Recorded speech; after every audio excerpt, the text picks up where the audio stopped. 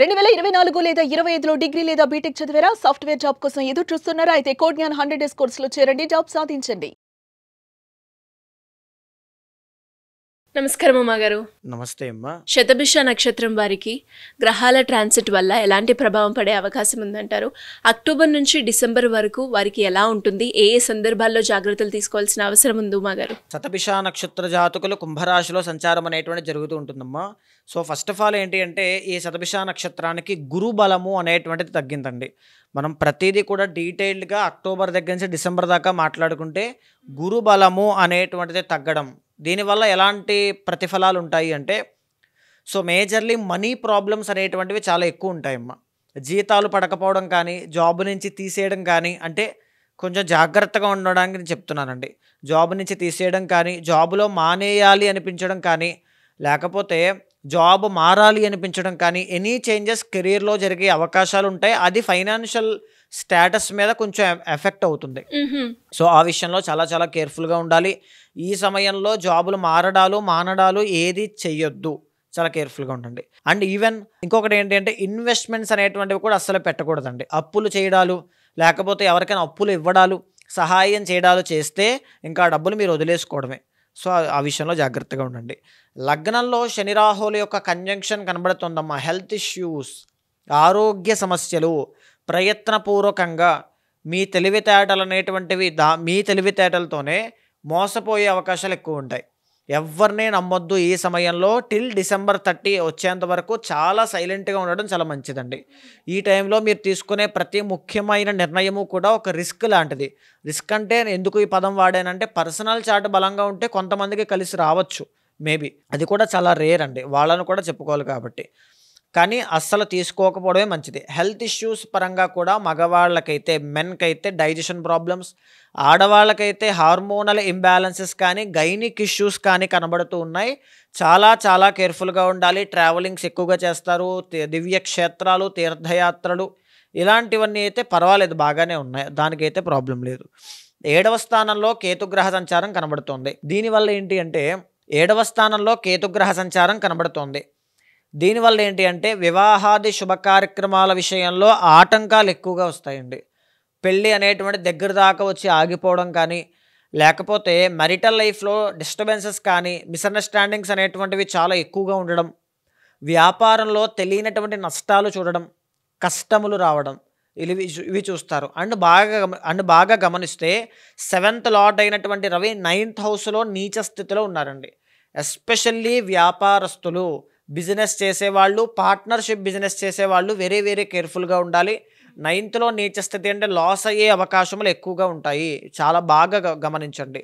తర్వాత మీ ఫాదర్కి, తండ్రికి అనారోగ్య సమస్యలు అనేటువంటివి కనబడుతూ ఉన్నాయి. టిల్ నవంబర్ 17 దాకా చాలా కేర్ఫుల్గా నాన్నగారి యొక్క ఆరోగ్యాన్ని చాలా కేర్ఫుల్గా చూసుకోండి.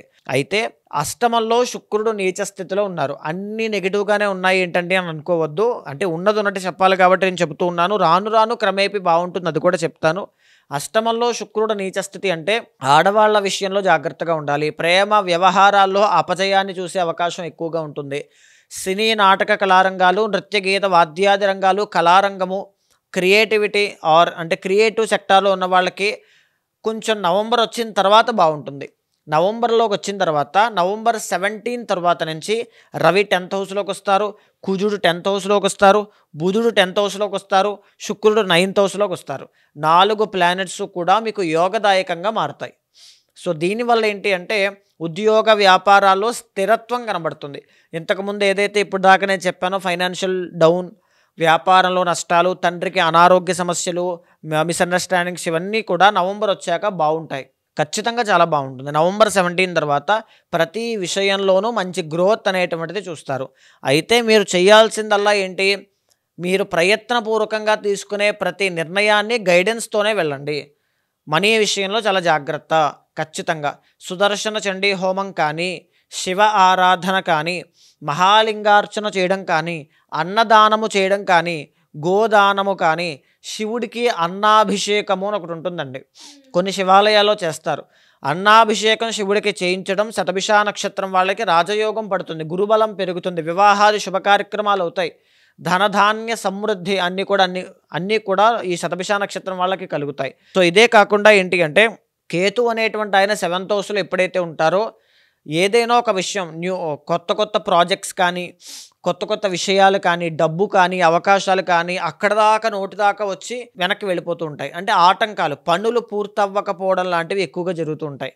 సో డిసెంబర్ దాకా కొంచెం ఓపిక పట్టాలి. ఎప్పుడైతే రవి నవంబర్ 17th 10th హౌస్లోకి వెళ్తున్నారో నవంబర్ 17 నుంచి డిసెంబర్ 17 దాకా వృశ్చికంలో ఉంటారు. డిసెంబర్ 17 నుంచి జనవరి 17 దాకా లాభంలో ఉంటారు.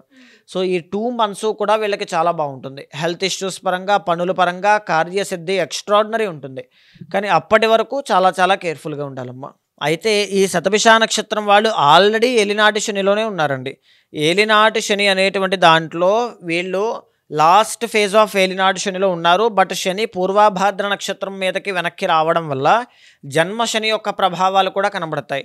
అంటే వీళ్ళతో రాంగ్ ఇన్వెస్ట్మెంట్స్ అనేటువంటివి చేయిస్తాయి, బాగా గుర్తుపెట్టుకోవాలి. అండ్ ఆరోగ్య సమస్యలు చాలా తీవ్రం అవుతాయి. అంటే చెప్పాలి అంటే కుటుంబ సభ్యులకి కూడా అనారోగ్య సమస్యలు వస్తాయి. తర్వాత ఎంత కష్టపడినప్పటికీ కూడా వీళ్ళకి ఆ గుర్తింపు లేకపోవడం, రికగ్నైజేషన్ లేకపోవడం కానీ మాటలు పడాల్సినటువంటి పరిస్థితులు రావడం కానీ చాలా ఎక్కువ అవుతాయి అని చెప్పచ్చు. మేజర్లీ వీళ్ళకి కావాల్సింది శని, రాహు, గురు, ఈ 3 planets యొక్క బలం కనుక ఉన్నట్లయితే దేన్నైనా సాధించుకుని వెళ్ళిపోతారు. ఇప్పుడు శని రాహుల యొక్క కంజంక్షనే కనబడుతోంది ఇందాక నేను చెప్పినట్టుగా.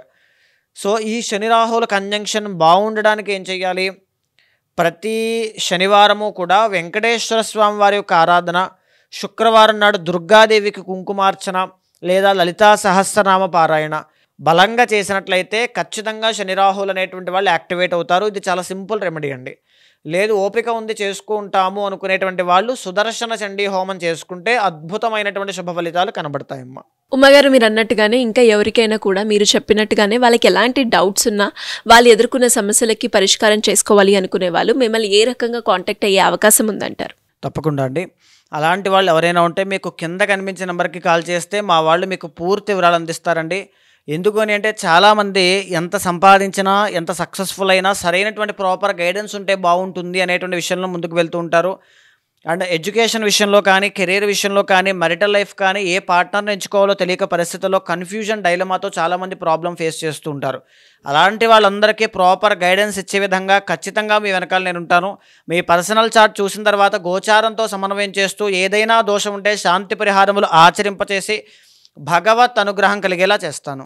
థ్యాంక్ యూ అమ్మగారు. Thank you so much. నమస్తే అమ్మా.